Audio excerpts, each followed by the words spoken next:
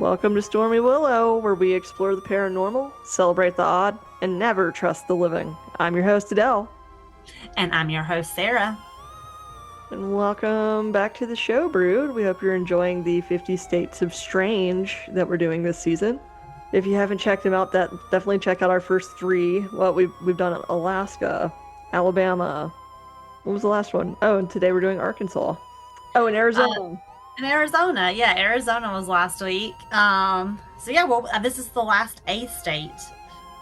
Yeah, it is. Moving through the alphabet. We're going quickly. It's going a lot faster than I thought it would. But yeah, today we're going to be talking about the paranormal happenings in Arkansas. Reminds me of that song. Alabama, Arkansas, I do love my mom, Paul. Not the way that I do love you. If you wanted to pick us up for singing, we can reach out. ceremonialpodcast.com. Yeah. We'll stick to the spooky, I guess. But yeah, so actually Arkansas is kind of a cool state. I definitely learned through the research, and I think you'll be surprised too, unless you're like one of those geography buffs who might already know all of the stuff. I have to admit, I don't feel like I know a lot about Arkansas, except for it's the home of the Clintons, right? Bill Clinton Yeah, I is from think he's from Arkansas. there. What, the Razorbacks? Yeah, that's really all I'm coming into this episode knowing about that state. So I'm really excited to learn more. Well, yeah, well, let me educate you. So, Please. welcome to Arkansas, where you can dig a diamond out of the ground, lose cell service 5 minutes later, and still somehow feel like you're being watched. Okay. All right. So we're driving. We're driving through its back roads and bad history, from haunted hotels and wandering lights to stories that linger longer after you've driven past the sign. So grab a snack, check your mirrors, and settle in, because we are taking the long way through Arkansas. All right, let's go. I'm buckled in. All right. So our first stop is Crater of Diamonds State Park, as I mentioned in the intro, in Murfreesboro. It's the only public diamond mine in the United States where whatever you find is legally yours. So I can come out with like a 5-carat diamond in this mine? Yes, you can. Okay. Wow. So yeah, visitors from all over the world call them a 37-acre field. And it's just like an eroded surface of ancient volcanic craters, so you can search for rocks, minerals, and gemstones. And since becoming a state park in 1972, more than 35,000 diamonds have been discovered here. 35,000? Yeah, so people absolutely do find diamonds here. So, wow, sounds like fun to me. I mean, you might as well take a chance. Why not? Yeah. So some of the notable finds include the Uncle Sam. This was a massive 40.23 carat stone. What? 40.23 carat stone. The largest diamond ever unearthed in the United States came from the state park. Along with the Amarillo Starlight. That one is only a 16.37. Oh, little diamond, a little spark. And we also have the Star of Arkansas at 15.33 carats. Oh my god. So, who is coming out with these? It's like, I'm thinking of like the people that do like fishing competitions and they have like these big old fish, and these people are coming out with like these diamonds that people have to help them carry. Like, seriously. Like, these are huge, and if you find it, picture on the like wall of fame there or something, like that's insane. And what as someone who does enjoy crystals and rocks, geologist, so you can even find other minerals and things, not just diamonds. So even if diamonds, aren't something that you find, you can still find very pretty rocks here.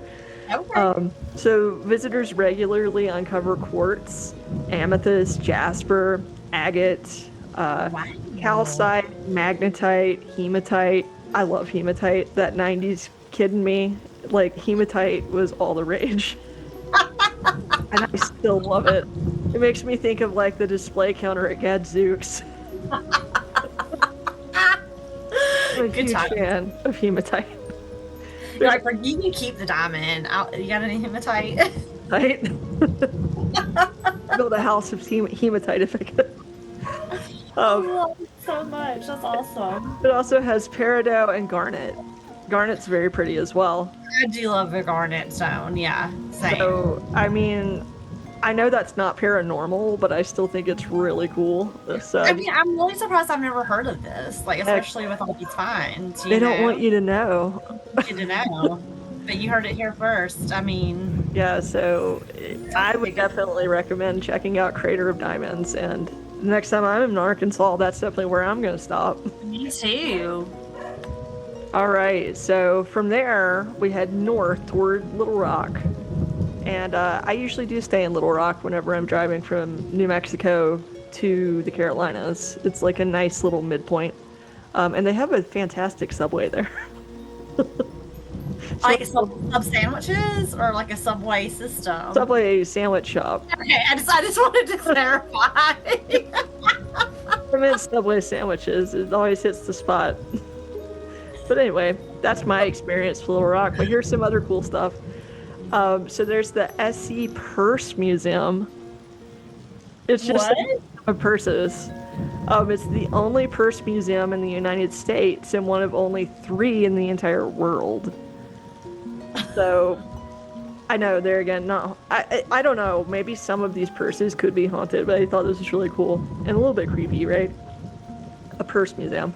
So That's it's now cool. a permanent exhibit, and it traces purses across a full century, Whoa. including what they carried and what they revealed about the people who owned them.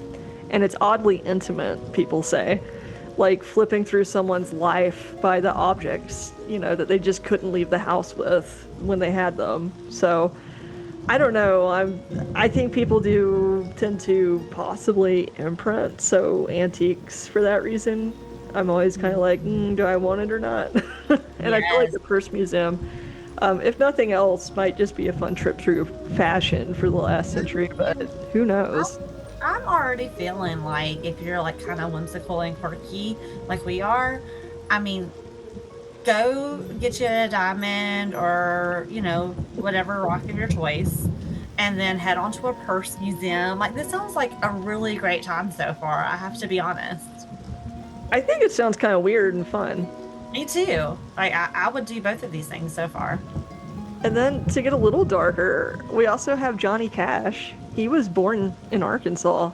I had no idea. I didn't know that either. So he was born February 26, 1932 in Kingsland, Arkansas.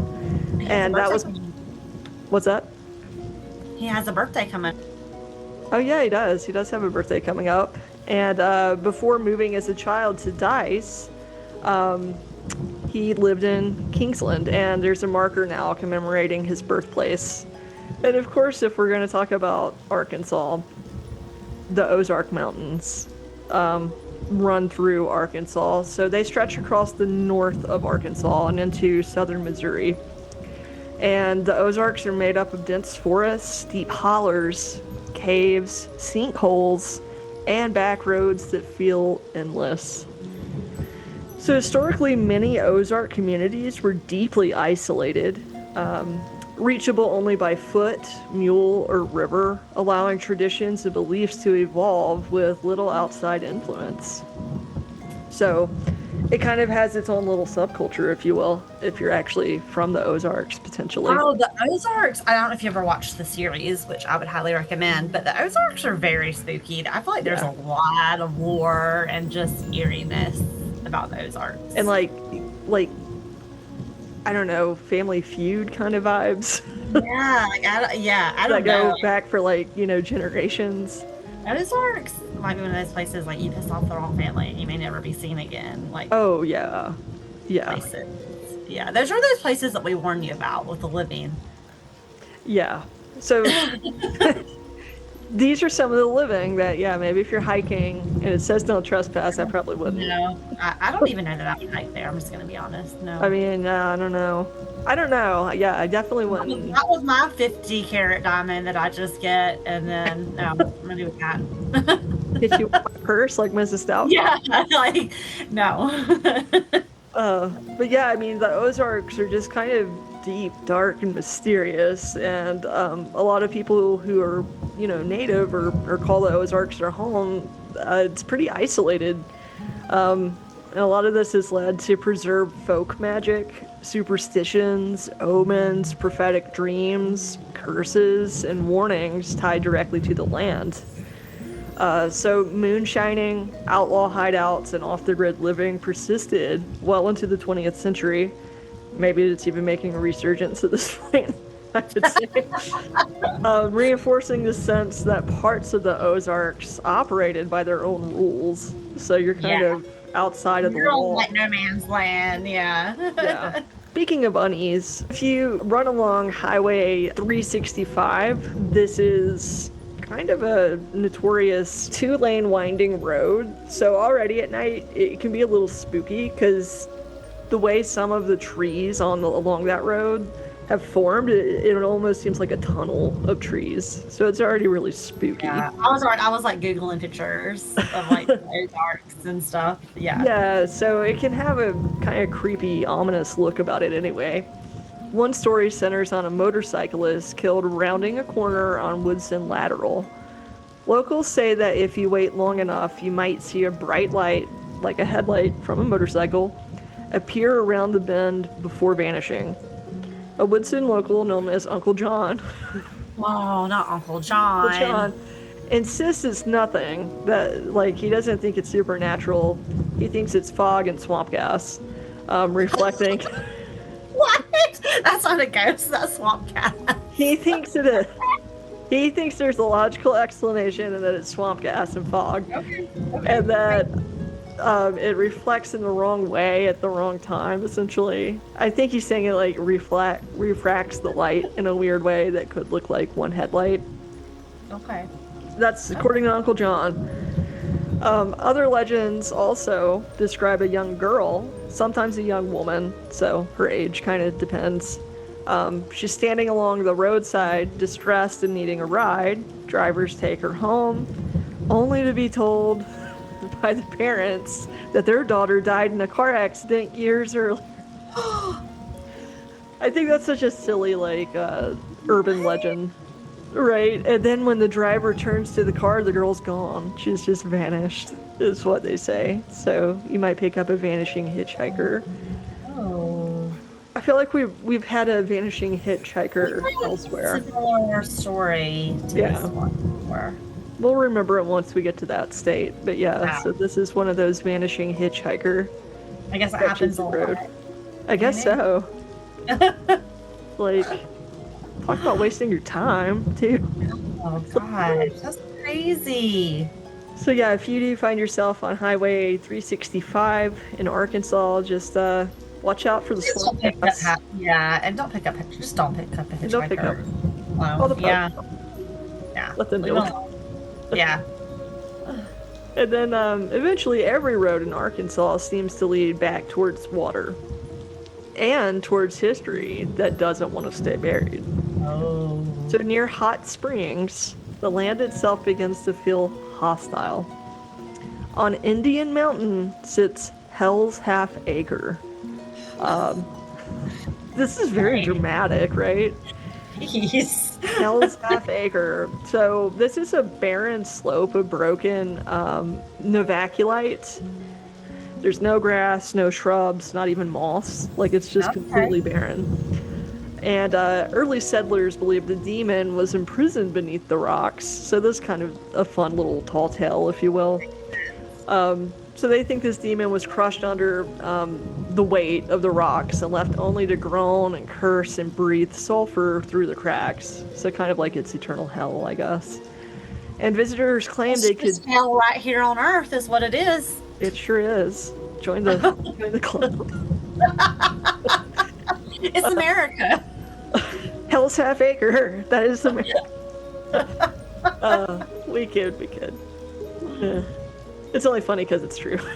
Yeah, it's only that's fine. We just like stared in silence. We're just like, oh god, it is so true. But let's talk about this hell topic. Yeah, let's do it. But yeah, so it's kind of a fun tall tale of this demon trapped and like breathing sulfur because I think he can't smell sulfur from the site. Of course, Visitors claim that you could smell a foul smell rising from the stones and hear sounds that didn't belong to the living, like earth kind of groans. But the reality is quieter. Novaculite is so resistant to erosion. That's the type of rock that this form is made of. It's so resistant to erosion that it creates a dead zone where plant life just can't survive. So there's not really a demon required for this. But that was kind of people's why not? tell about it before we knew scientifically why nothing grows there. I mean, anything's possible. Yeah, I like the other story better. That's more fun. Yeah. So it's totally a demon. The government's just covering it up. That's probably true. Could be at this freaking point. I'm just saying, it's probably the truth. Let's just be real. All right. And then from this site, a few hours later in Alma, a small roadside memorial marks where Bonnie Parker and Clyde Barrow, yes, that Bonnie and Clyde, killed a police officer named Henry Humphrey in 1934. So yeah, there's a marker along the roadside where they murdered this guy. If you are into some dark tourism, this is definitely a place you could visit. Yeah. But speaking of gangsters like Bonnie and Clyde, they also, in Hot Springs, there again, near this hellscape, they have a gangster museum of America. And during the 1930s, Hot Springs quietly welcomed figures like Al Capone, some other gangsters like Bugsy Siegel, and they were offering, of course, the whole gamut: illegal gambling, bathhouses, and protection as long as the money kept flowing in. So that's I mean, we need to get these roads fixed. So yeah. Arkansas Hot Springs for a vacation. I personally never knew that Arkansas had like a hot area for gangster activity. I had no idea. I think I might have known a little bit about moonshine, but I never thought about like Al Capone and those types. Like Chicago and those places more of the gangster era than I do. But I mean, after watching Ozarks, it kind of changed my mind, to be honest. Oh yeah, that's true. Well, yeah, maybe it does make sense. I just never really associated Arkansas with gangsters, but they were obviously there, and some names among them. So they were doing all their gangstery stuff while the rest of the country was cracking down on, alcohol and things like that. Arkansas saw a business opportunity and they took it. That's right. Hot Springs looked the other way. So it's like, you take care of these things we need to get done around here, you're fine. Yep. And now there's the Gangster Museum of America to commemorate. All right. So I don't know. You can make a little Bonnie and Clyde gangster afternoon. That's crazy. Like, I don't know. It just seems like, and not that, I know we listen to this podcast to escape reality and I won't bring us down, but sometimes I don't know what I think about anything anymore. So, I don't know. Yeah. And then we also have Eureka Springs. Not Eureka? Oh. Springs. Dang. So Eureka Springs. Adele loves some Eureka's Castle. You did too, but you were too old for it. I was not too old for it. A little bit. I wasn't. I was still little. Ish. Just because you're still peeing in the bed doesn't mean you're little. Anyway, we loved Eureka's Castle, but it was fun. A lot when she was little. Actually, side note about Eureka's Castle. So our dog Pearl, she has like one little middle tooth kind of left, and I was talking to my wife Amanda about it one day, and I was like, it reminds me of that one thing from Eureka's Castle. There's like the brother and sister that were like swimming in the moat. So we had to look it up, and his name is Quagmire. So we call that little tooth Quagmire. Because he had like one little middle tooth on the top. Oh, little Quagmire. Little Quagmire. But then I think about Quagmire, like from was it Family Guy? Yeah. Yeah, and it's a different vibe. It's a different vibe. Very different vibe. Very, very different. But anyway, that takes us to Eureka Springs. All right. I've never been to a spring. I haven't either. Not that I know of anyway. I would love to go to a hot spring. That'd be kind of cool. Cool. So yeah, these are the legendary healing springs from the late 1800s. Okay, now you're talking. So these drew faith healers, spiritualists, and people desperate for miracles. Maybe we'll see you there. Built directly into steep hillsides, the town developed vertically instead of outward. Okay. So streets don't always connect, staircases replace roads, buildings lean at impossible angles, and fog settles in. Staircases replace roads. I'm just getting a mental image of that. That's crazy. It sounds like pretty wild architecture. And of course it has fog. That's crazy. But yeah, that's why those arcs right there, because roads lead to staircases. This is probably where staircases and woods came from. It's like, no, there's not really anything crazy. It's just Arkansas. It's just Arkansas fog. It looks like the staircase leads to nowhere. Go on, you'll get to the healing spring. You'll be fine. You got it. Aren't we all just going up those stairs with no destination to the healing springs? Yes. That's deep, Adele. All right. That's where I'm heading, to the healing springs. We're all going there. All right, but anyway. According to the Encyclopedia of Arkansas, did you know such a thing existed? No, Encyclopedia of Arkansas, what?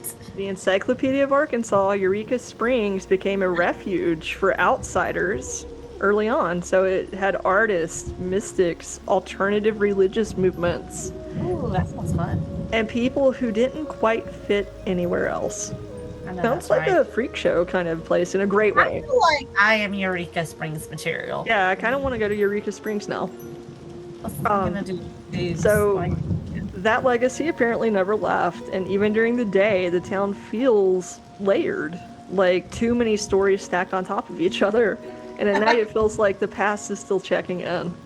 So it sounds like this is a pretty fun, little quirky place, and has some fun history of probably really wild people and unique people. I mean, out here. It looks very cool. It looks very like, I don't know, it just looks really pretty. Just kind of weird. A little bit. All right. I mean, they've got waterfalls, like all kinds of stuff. It just seems like a really nice time. The downtown looks really cool. I'd be down to visit it. Yeah, me too. And then, of course, if you're going to stay the night in Eureka Springs, you need to stay at the Crescent Hotel. If you can't tell where this is going, you know it's going to be haunted. Yeah. So, overlooking the town is the Crescent Hotel, often called the most haunted hotel in America.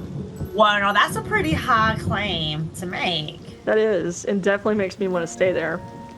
Okay. This hotel was built in 1886, and it has served as a luxury resort. I'm already there. A conservatory for women. That also sounds kind of fun. Yeah. And later, a hospital run by a man who claimed he could cure cancer. Okay. There you go.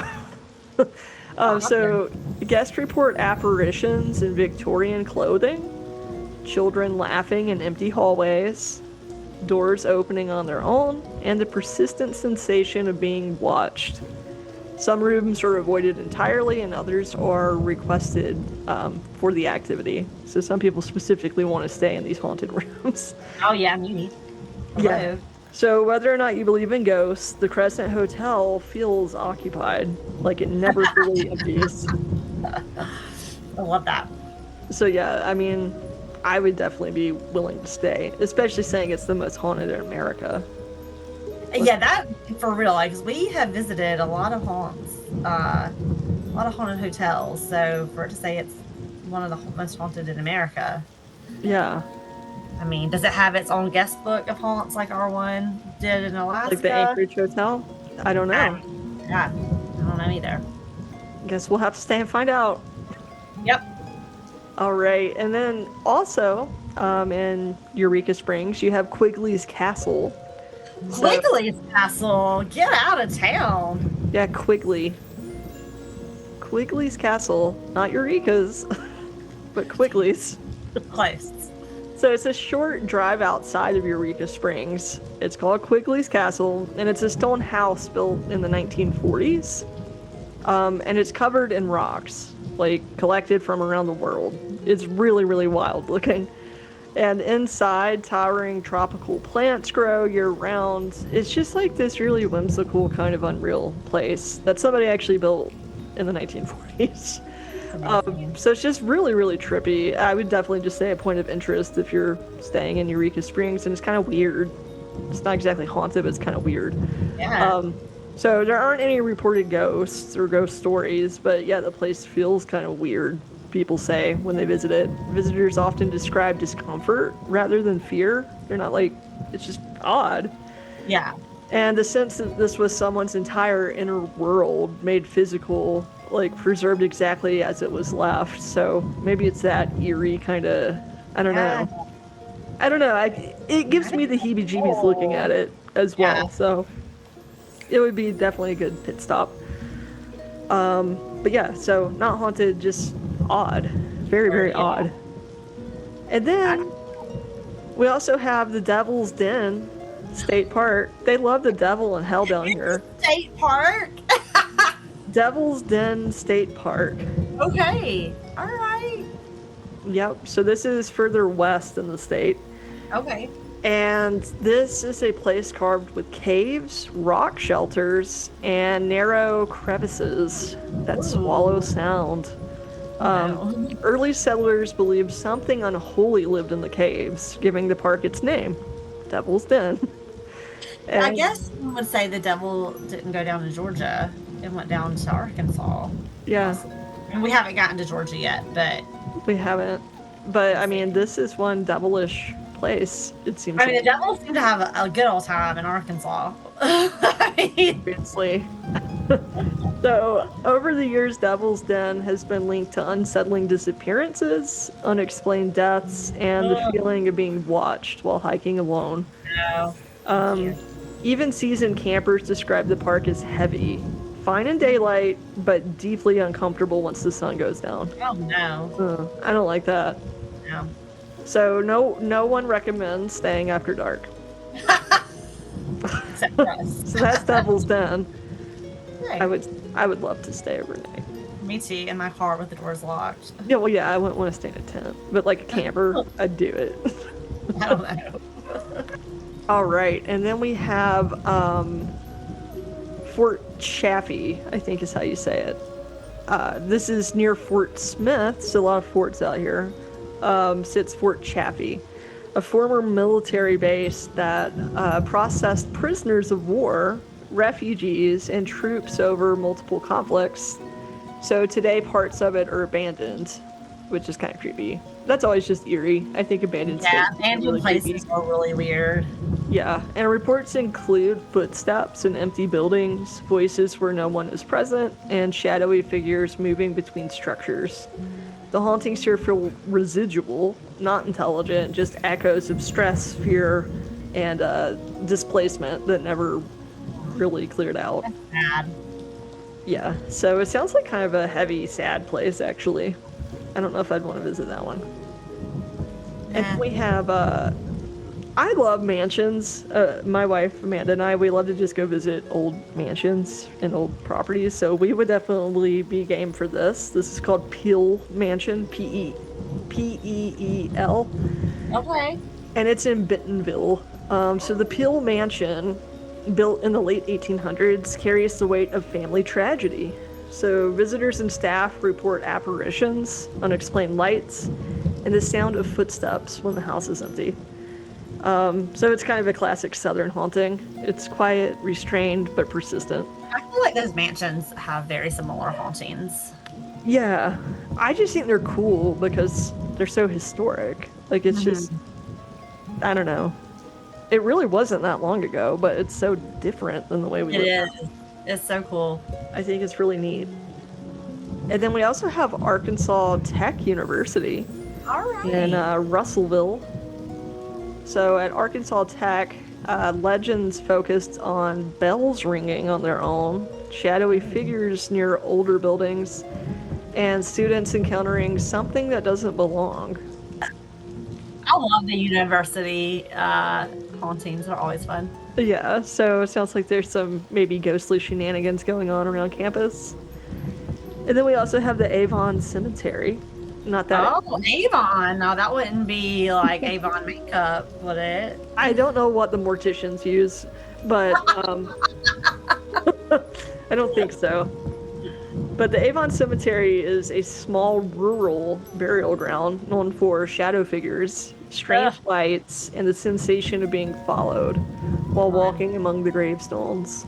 Nice. Um, so it kind of reminds me of that like old cemetery in the neighborhood we grew up in. That's what I was thinking in my mind. How Yeah, weird. like just those really small old cemeteries in random towns. Yeah, I love those.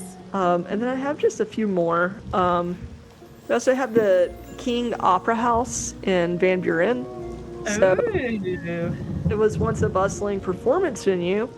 The King Opera House is now associated with apparitions, unexplained noises, and figures seen watching from the balcony. So the energy feels theatrical, as if something is still waiting for the next show. I love some theatrical energy now. So I don't know, that one might be kind of fun. Yes. And we also have Fort Smith Courthouse. So this courthouse once served as the site of numerous executions. Reports include cold spots, footsteps, and the sense of being observed. Justice may have been carried out here, but whatever lingers afterwards never left. So Oh. yeah, a little bit of, there again, kind of dark history. And then we have Dacia County Courthouse as well.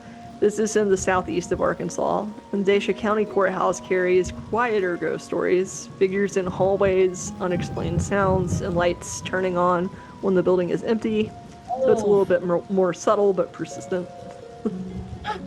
And then this is a really cool land feature. It's called the Toltec Mounds.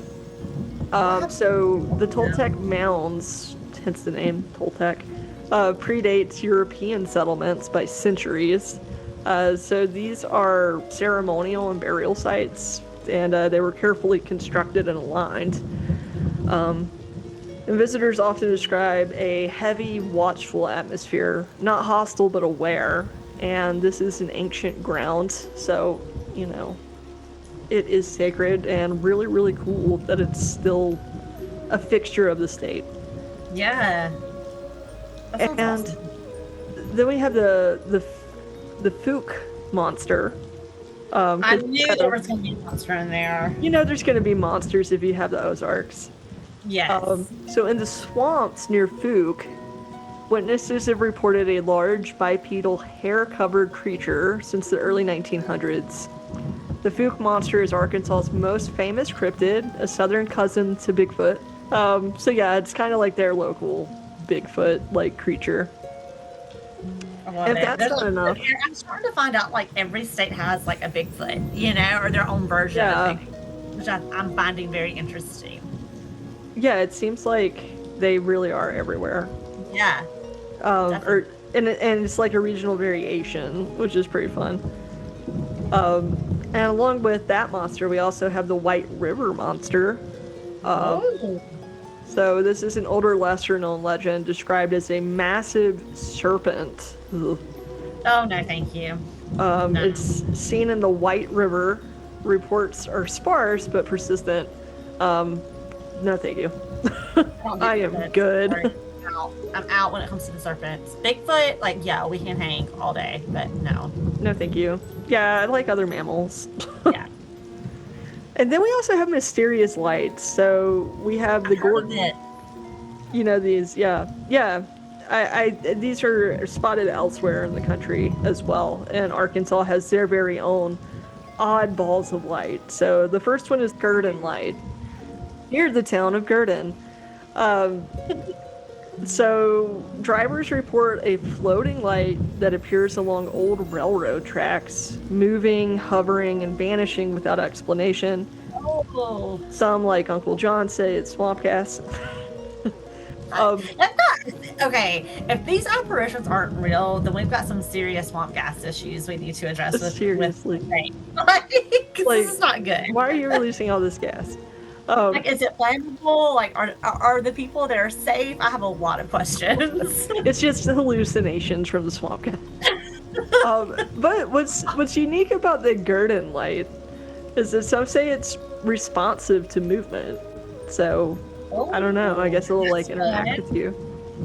I don't know. Okay. But you also have the Dover lights, and these are similar lights. And reinforcing a pattern that Arkansas seems especially fond of is the lights appear and disappear, as well as people who follow them.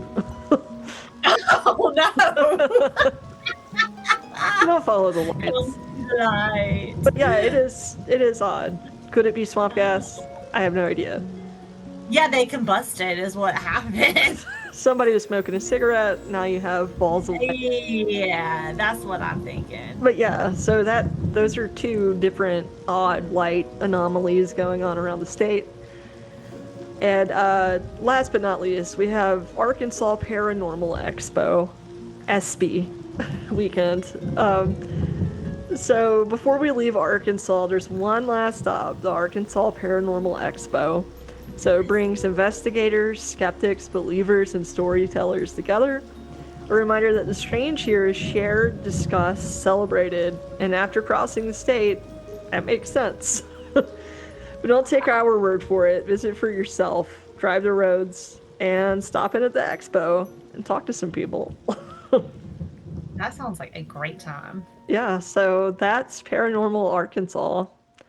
I mean, I can meet you halfway. I I'm all about it. And I we want can to stay in go to Eureka the First Springs, Museum. and I want to go dig for diamonds. And the First Museum sounds great. Yeah, I mean, And I do need some mineral springs in my life, I feel like. couldn't we all have Yeah. some I'm gonna healing bottle that. springs? Dad, we're gonna send you some to put in your eye. Yes. You do with Yes, that we holy are. water, you smartass.